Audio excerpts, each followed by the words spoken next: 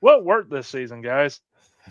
Talking what players, some coaches. I'll even take games, individual games. Mhm. Josh, let's start with you, man. Yeah, so I think from Chris Greer, and I'm looking at my notes. So what worked for Chris Greer, in my opinion, were impactful draft picks. I think were very prevalent, especially down the stretch here, with Chop Robinson having a very slow start, which is expected in an edge position that is hard to transition from college to the pros. It's very rare that the player is impactful. But Chop Robinson showed that he was indeed a first round pick, should have been a first round pick, and probably should have went higher. Patrick Paul was another really good, foundational choice in the offensive line that we were more worried about than he was. Not for nothing. It was a great pick in the second round. And then you have Malik Washington, a wide receiver who I think is going to be phenomenal on this team next year, especially if some of the things that I'm not going to spoil it, but some of the things on later shows in the offseason go the way we think they're going to go from the wide receiver position. Malik Washington is going to Tyreek be Hill. Tyreek Hill, Malik Washington, had a very slow season, took time to learn the position, but came on strong at the end and really made, immediate contributions in games towards the end of the season. And what else? The other things I thought that worked for Greer was his free agent contributions. Right, I think this was one of the years in one of the very few years in recent memory where there was a lot of hits. Now, granted, it's the lottery; you're never going to hit them all. But Brooks, Watson, and Dotson at the line, he overhauled the linebacker position in one offseason, right? Yeah. Two of which, in my opinion, I think all three should come back, but two of which we should sign immediately in Brooks and Dotson. I think those are key pieces. Now, I'm not saying Dotson is necessarily should be signed as a starter.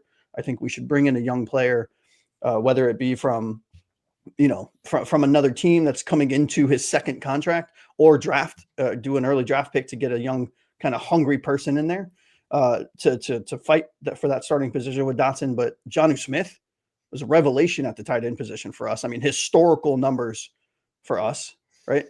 Kendall Fuller, when he was healthy, and a conversation can be had, in typical Chris Greer form is, when these players are healthy, was one of our top cornerbacks for most of the year. And then the defensive line with Hand and Benito Jones, they filled in admirably when we needed them to. So there was a lot of good re-signings and signings in the free agent in the free agent market by Chris Greer. And then Mike McDaniel, admittedly, it was a little harder to find what worked, because there was a lot of frustration with him. I thought the offensive scheme was creative from time to time when Tua was there. There was a noticeable difference in how this offense ran with Tua versus without Tua. Yes, there was a lot of frustration in his play calling. Yes, there was a lot of frustration with his play design and his play structure.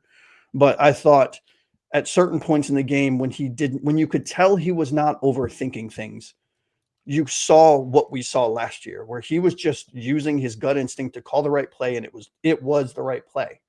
And then we executed it. And then player development. You saw growth from Jalen Phillips pre-injury. You saw growth from Chop Robinson and Storm Duck and Patrick Paul and Malik Washington, and the list can go on. And that's a testament to not only Mike McDaniel, but the coaches that he brought in, the positional coaches that he brought in, the foresight that he brought in. And team chemistry, where yes, there are clear and evident problems. You can't argue that this team had chemistry. They had a little too much. They were a little too loose, but until the very end of the season, where kind of everything went off the rails, there was true camaraderie, or at least seemingly there was true camaraderie on this team. And I think that is a testament to the culture and the environment that Mike McDaniel kind of, installed in this team. I mean, are there arguments that can be made for it needs to be more of a tight ship? Absolutely. Can there be arguments? And they're not really arguments, they're statements, they're factual statements where accountability has not been had or held players to, or held coaches to, or upper management to? Yes, absolutely. And that falls on the GM and that falls on the head coach. But from a team chemistry standpoint, I thought there was a clear and evidence that there was. Those are the things that worked. Anthony, what do you think worked this season? Well, I say jokingly, as the Mike McDaniel hater of the panel. Well, Chris Greer did a lot of good things. I think this was his best draft in the past 3 years easily.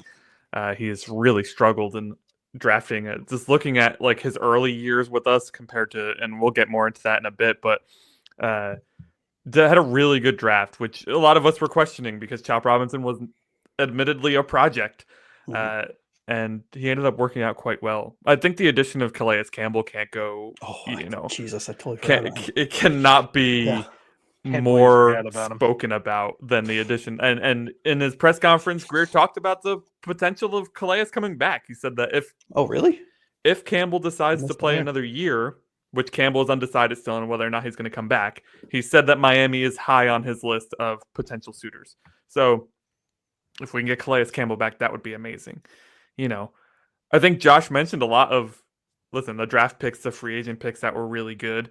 If we want to look at what didn't really work, it probably didn't work to make Jalen Ramsey one of the highest paid corners in the NFL when he hasn't really played that way.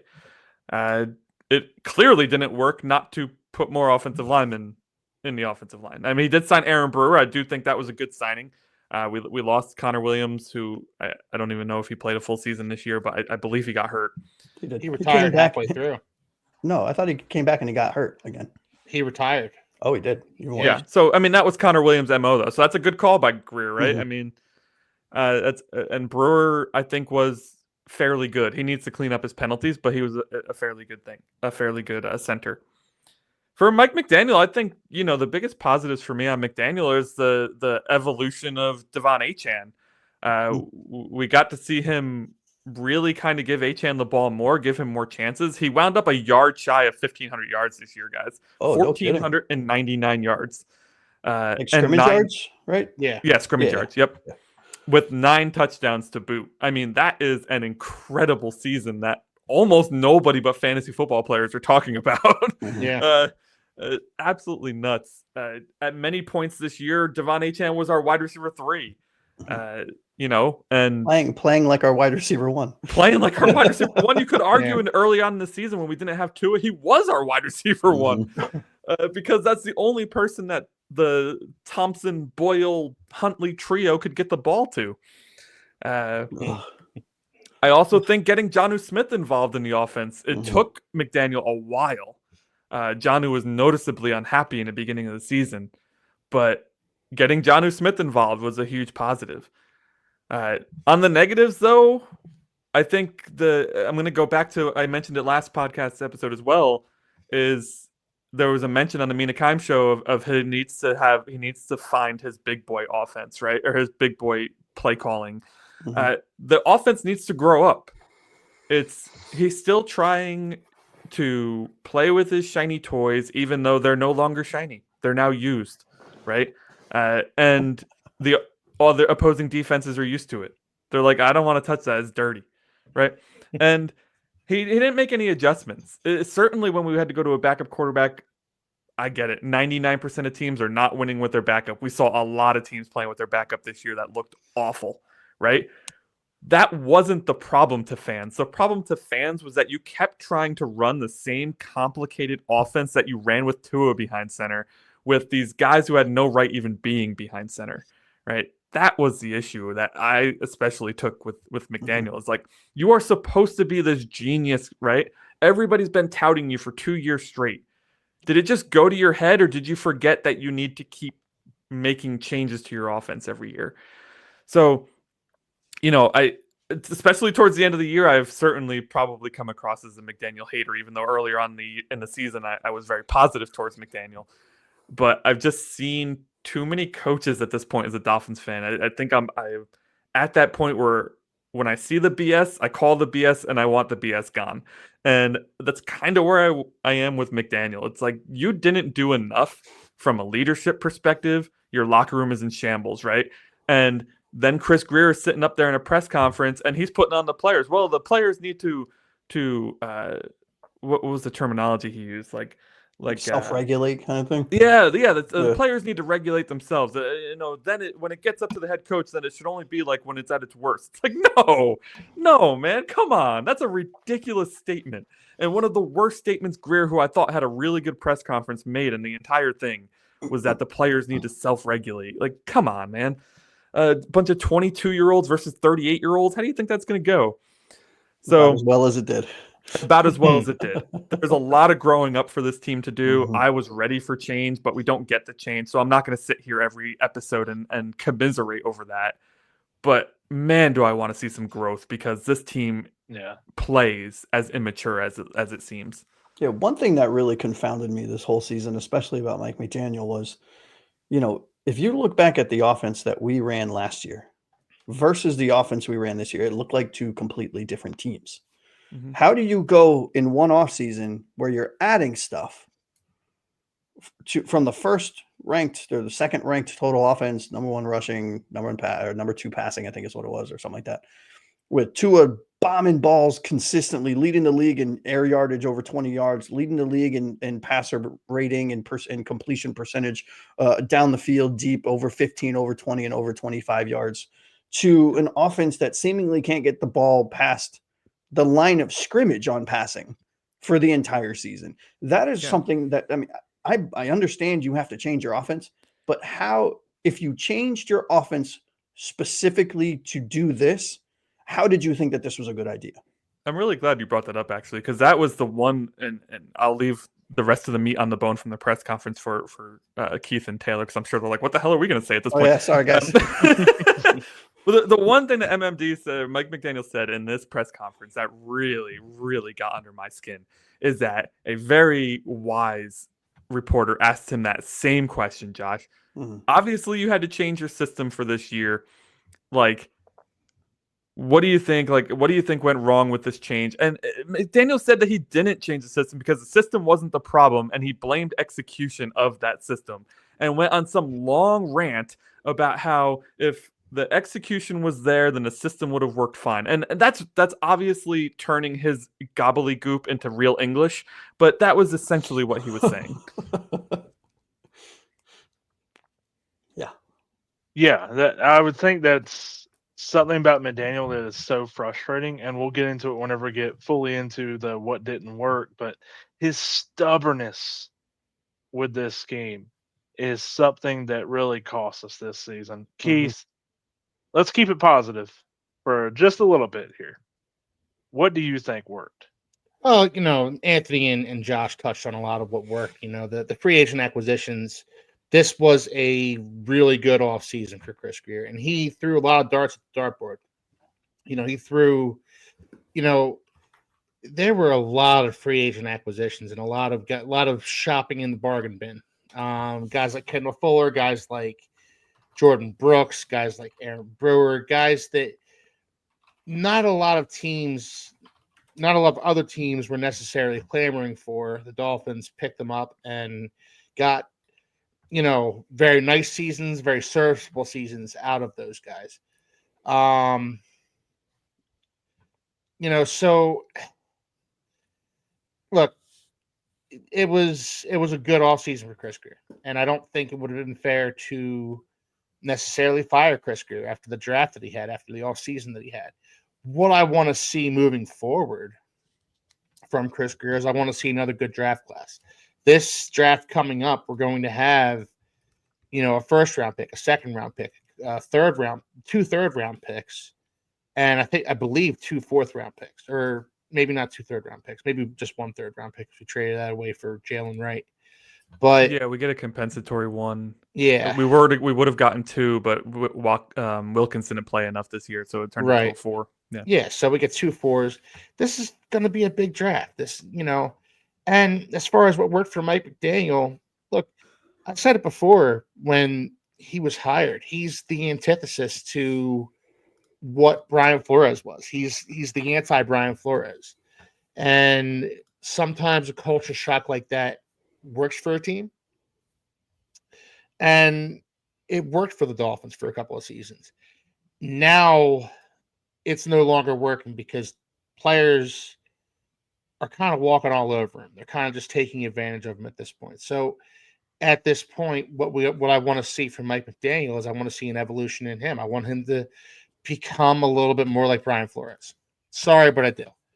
You need to become a little bit more of a disciplinarian here. You need to become more of a guy that's going to say, you were late for a meeting, you're getting fined. Oh, also you're sitting out the first quarter of the next game because you were late for a meeting 3 times this year or whatever.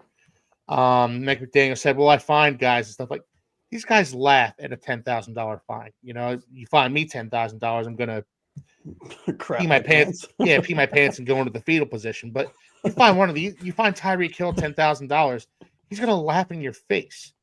Gotta bench him. And yeah, exactly. Bench him. Put him on the bench. You're not playing in the first quarter. And when the reporters ask why, well, he was late for another meeting. So, this kind of stuff won't be tolerated. You need to. Yeah, these players are ego driven. Yeah. You need to become less of a player's coach and more of a coach, more of the head of this ship, rather than, and Anthony, to your point when he said, it was the execution that was lacking. Yeah, the execution was lacking, but the play calling was also lacking. It's your job as the head coach. It's incumbent upon you, Mike McDaniel, to put your players in the best position to succeed. And if you think running the same offense with Skylar Thompson or Tyler Huntley is putting your players, that you ran with Tua, is putting your players in the best position to succeed, then maybe you shouldn't be the coach of the Miami Dolphins. So we're going to need some evolution going forward here. And, Taylor, you asked what worked, what didn't work. Anthony and Josh covered it. A lot of things worked this year. There's a lot of negative going on right now for a team that won 8 games. To listen to us talk, you'd think that we won. To listen to us talk, you'd think that we were like a 4-win team. But feels like it. They played like a 4-win team. Let's be honest. Yeah. At times they did, but at times, the most impressive wins were what? The 49ers and the Rams, right? I mean, those were, I think, impressive wins. Or if you ask me, the Denver team that we played last year that I thought we played this year. Yeah. Josh doesn't know what year it is, so it's okay. No, the Rams win was impressive. The 49ers win, looks less impressive now. The 49ers they were kind of a dumpster fire all season. But I saw something online that was like, if the ball would have bounced a specific way, meaning like, Sanders made a field goal or Tyreek made a catch, or it like one thing in 5 games would have given us 5 extra wins and we would have been fighting for the 2 seed. You know what I mean? And I know that that's a real crappy way of like looking at things, because that's just trying to, put lipstick on a pig. But, if Tua was healthy, I feel like this whole season, I feel like this would have been different. Right. Yes. Not saying we would have made the playoffs or would have made any noise in the playoffs. That's not what I'm saying. But I feel like it was hard because it was such a big hole for this team to dig out of. Right. Yeah. 2-6 is the fact that we even won 8 games. Was it 8 games? Right. Yeah. 8 and 9. Yep. Yeah. The fact that we even won 8 games is it's not what we wanted. It's not what we thought. It sucks. But when you look at context, okay, not bad, right? Especially having your starting quarterback who basically makes this offense feasible, having no backup offensive lineman to talk about, having no backup quarterbacks, having your wide receiver 1 who play like a wide receiver 5 for most of the season. Like, there are things that we can hang our hat on, knowing that we're getting another round of Mike McDaniel and Chris Greer, right? Yeah. And to that point, nobody can run Mike McDaniel's offense better than Tua Tagovailoa. And I firmly believe that. So running it back for another season with Mike McDaniel, with Tua, with Chris Greer, running it back for another season makes sense in a certain respect. You can make an argument for that.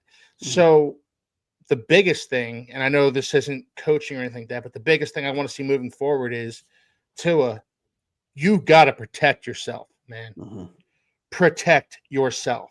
Slide, take a sack, throw the ball away. Protect yourself. Do you guys think, he bulked up last year and then slimmed down last year. He bulked up the year before. Yeah. No, he bulked up last year and slimmed down this year. Yeah. To try to be more mobile. Oh, that's what I meant. Yeah, I thought we were talking seasons, but yeah. Oh, yeah, sorry. And then you saw what happened with him getting injured again, but he was fine when he was. Do you think it makes sense for him to go back up and just screw mobility? Like, it was cool being able to scramble, but dude, I think you he need to be able to learn how to slide. I think he needs to learn. He's like, he slimmed down to become more mobile, and then suddenly he's running around like he's Michael Vick or Jalen Hurts or He's headhunting people. he's And he still looks slow. I know. he got knocked out by Damar Hamlin. Damar Hamlin is about 170 pounds soaking wet. And it was an arm tackle that knocked him out. I mean, look, Yeah. You ran concussions- into Hamlin. Yeah, he Yeah, ran yeah, into knocked him. himself Yeah. out. Right. Look, we're laughing, right? And I want to make sure that I want this point to be on. I want this to be recorded, right? Just in case. We are not making light of concussions, right? No. We are not making light of what Tua went through. Absolutely It is not. a very real thing. As someone that has dealt with concussions in my youth when I was playing sports semi-professionally, it is a thing, right? The more you get, the easier they come, right? And they are very severe, and they cause a lot of problems. But the fact that Tua came, I think we can laugh about it now. Tua came back and then was actively like the next game. He went, I forgot who it was with, when he tried to rush think it was for a Arizona. touchdown and he got kicked in the head. And you're just like, all right, dude, like, what are you doing? Mhm. Just slide at the 5-yard line instead of getting punched in the face on the 2-yard line because you didn't get the touchdown. So it doesn't matter. Like, what are you doing? Yeah. This is a muscle that I'm sorry, Taylor. Like, this is just a muscle that Tua needs to. Mhm. If Tua doesn't protect himself, we're going to be having the same exact conversation 1 year from today that we're having right now. Go ahead, Taylor. I'm sorry, man. No, you're all good. It's a thing where, and I know I kind of feel like we've went into complete what didn't work, and we're just stuck there right now in territory. Well, But there's a lot. There was a there lot. is a man. lot. Yeah. That's I mean, the thing. look. I was gonna start that by going like, okay, how much time we got left? Because that's the rest of the show. Really, is what didn't work. But you guys are right. Like, there are some positives coming out of this season, like Devon Achane, Chop Robinson, Zach Sealer, Jordan Brooks, Patrick Paul, Malik Washington, Jonnu Smith, Calais Campbell. I cannot believe you forgot Calais Campbell, Josh. That man is a literal giant. I know. He is a literal giant. Josh is about to cry himself to sleep, and you're just rubbing it in. Look, I mean, Yeah. so No, disappointed. I would COVID blame brain. it. I would COVID blame it brain. on. I would blame it on the COVID brain, but unfortunately, it was just a miss. Sorry, I had him Tua in what didn't Tagovailoa work. No, for I'm kidding. all the injury issues, which he definitely has, and it's a big problem going into this offseason for me because we're giving him so much money now, and now we're going to be locked into it. It seems like. So he has got to learn to be healthy, to be available. And that's what they talked about in the press conference as well. Mhm. And there was also a stretch here where not only Tua was playing, in my opinion, one of the, I'll just say it, I think it was the best in his career Yeah, as a right. national. At times. A discussion can certainly be had on that. Yeah, What game was that? What game was that, Josh? Where you said it was Tua's best game of his career? It was this year. Yeah, it was this year. I I don't. think it might have been the remember. Rams game. It It might could have have been the been. Rams game. It might have been. I can't remember, but it was. He was- It was in that stretch after he came back, and he was Yep. just. It was amazing. He was efficient. It was His all yards hell. per attempt were down. It wasn't that great. But other than that, he was controlling the ball, not turning the ball over, getting touchdowns, making plays when he needed to make them. All things I've wanted to see from Tua for years. And I think he was playing one of the best stretches of his entire career this year. Mhm. Mike McDaniel, for a small section of this season, actually started to run the ball. Mhm. And it was going well. Tua came back. But like 2 weeks after Tua came back, Mike McDaniel was like, run the ball? What, like 10 times Well- a game? Okay, sure. Well, Taylor, let's be fair about this. 2 games after Tua came back, Austin Jackson went down. And That was a key part of it. with it, all efficiency in the running game just kind of went out the window. Can we take a moment and applaud? I know we're going to do this in our offseason recap and our position and room breakdowns and all that stuff, but 2 years ago, Austin Jackson was the Liam Eichenberg of the Yeah. offensive line room, right? Yeah. Was the He was the Liam Eichenberg with Liam Eichenberg still on the line. exactly right? Was the Skylar Thompson of the offensive Yeah. tackle room, if you will. And oh my God, has that man turned his career around? Yeah. Good He really on him. did. And he earned He that showed his value. and he earned that extension last year, and he It's played yeah. He played a good offensive line. Not great. He played a good offensive line for the Dolphins this year. No, he played great, dude. He was our best offensive lineman when he was healthy. Like better than Teron Armstead, better than anyone else on that offensive line. Statistically, he was our best O lineman. And I know I alluded to this last week. We can't let an entire unit go to pieces with the injury of one dude. Exactly. Happened this year with Austin Jackson. Happened last year with Connor Williams. Happened the year before that with Teron Armstead. Happened this year with our quarterback room. Yeah, like one and quarterback. Okay, fine. You can kind of say it. You know, a quarterback gets injured. All right, your team's not going to be as good, like Anthony said earlier. But you know, you can't let an entire unit go to pieces because one guy got hurt. I understand Kendall Lamb isn't as good as Austin Jackson, but you still should have been able to run the ball at more than 2 yards of carry. 2 yards a clip. And once Austin Jackson went down, just seemed like the running game just went to pieces. Yeah, and I will say this also, like I'm a big Teron Armstead guy from an offensive line standpoint, but at a certain point when you're averaging 11, 12 games a season, like, you know, you want to keep him on the team because he's an amazing technician and a coach and a player's coach, if you will. Yeah. Like, fine. Pay him the money. That's worth what we're paying him in and of itself. But to rely on him as a starter and to see what happens when not only Teron goes out, but then you're dealing with Teron and Austin Jackson going out, our two bookends. I mean, you know, it's not fun to watch and it's not fun to experience. No, it's not. And on the line, it's a thing where too, it was very clear that they were going for players who can play in multiple positions. That's the reason Eichenberg's still on the team, or was still on the team. He's thankfully not under contract for next season. And Kendall Lamb already said he's not coming back, so that's good. He himself said he's not coming back. Fine, bye. See you later, buddy. And that's another player that could play multiple positions. He plays left and right tackle. Yeah. The problem is that's a great idea to find players who can play center and guard. Andrew Mayer is another person, undrafted center, to play at center and guard. The problem is Andrew Mayer is a developmental center that we don't have time for him to develop right now because offensive line isn't that good. And then when you have injuries like Isaiah Wynn and Teron Armstead and Austin Jackson, it leaves you at the end of the season going, well, thankfully we signed Aaron Brewer, so that'll be my last thing I will say for what worked. Thank God Chris Greer did sign Aaron Brewer because I don't understand. I don't know what our center room would have looked like without him. We've been trying to trade for Michael Dieter at that point. Like, bring him back. Yeah, please, for the love of God, give us Dieter. Yeah. And I saw him playing. Who was he playing for earlier? He was starting at center for some team earlier on this season. Bucks? I think it was Houston. Is it Houston? It might have been. Yeah, it might have been Houston. And she probably had a Pro Bowl year with how all of the players that left our team played on their next team. Not the way that Houston line played. They rivaled the Dolphins for how bad they were this year. It's Washington. We were all wrong. Oh, was it? That's right. He's actually played pretty well at Washington.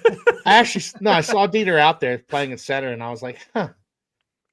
Yeah. You know, I kind of like, thought we could use that guy right now. Yep.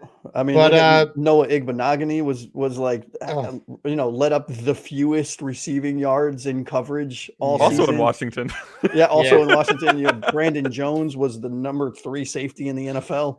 Deshaun Elliott. I mean, Van Ginkel was historic. Like, historic numbers. I mean, don't talk too much about that. I'm about to bring that up. All right. Sorry. All right. Well, we're gonna move on to the to the next. Hold on, real quick, if we can, because there is something that none of us have talked about, or maybe I missed it in what didn't work, right? And that was specifically about Mike McDaniel, and I think it is important to talk about. And hopefully he grows because we on the show we stay positive. Okay, he's our coach. We're not gonna continuously talk about how none of us want him back as a head coach. He's our guy, right? So going into next season, the things that were troubling to me outside of the things that we've already discussed were his fourth down decisions, his poor scheme adjustments, his stubbornness when it came to clock management, and his use of timeouts and challenges. I mean, those were all horrendous all year. Right. I mean, how many times did we have to burn timeouts because he didn't get the play in time? How many times did we have to watch him challenge a play that shouldn't have been challenged, and that didn't even impact the game one way or the other. He just challenged to challenge, like the game when the last game of the season when Adams toe tapped that crazy ball from Rodgers. Dude, it was at the 35-yard line. Like, who gives a shit? Like, we're down 3 touchdowns. What are you challenging for? You know what I mean? So things like that, I hope is where he takes the steps. Well, I you think know, that to improve. all comes down to accountability, right? And we're still not seeing it, even in this press conference. Like Joel Klatt has this saying that when it's negative, it's me. When it's positive, it's we, right? Well, we don't see that in Mike McDaniel, because when asked about his scheme, he goes, "Well, it's the execution, not the scheme," right? And then when asked about play calling, he goes, "Well, if I thought the play calling was a problem, then I wouldn't be calling plays." Bro, they were both problems. Huge problems. Your problems. Yeah. And no accountability.